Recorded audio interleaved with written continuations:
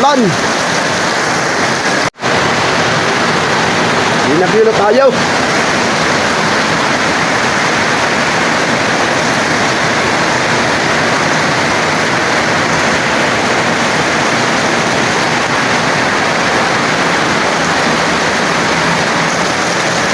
Ang lakas ng ulan.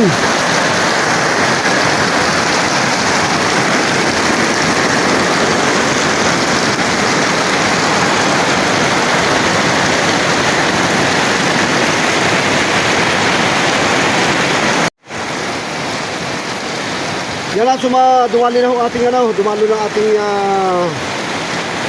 pinakatakutang bagyaw, yan si Opong. Sabihin malakas daw huray.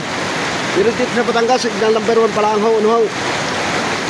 Yan, sana naman ho ay hindi masyadong maka-pinsala ito sa iba nating mamamayan.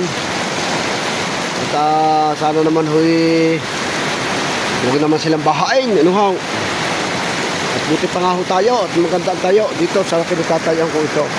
Hindi ho ako babahin, hindi na, awa ng Diyos. Taas ang tayo ko. Pero yun ang iba, ayan, ikinapanalangan ho natin sa ating mahal na Panginoon Diyos na sa ano naman po ay huwag silang makaranas ng hindi dapat maranasan. Ayan, Lord, mapaspasan niyo po sila ng iyong banal na paspas.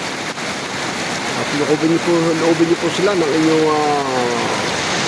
presensya. At ang ating pong ibang mamamayan.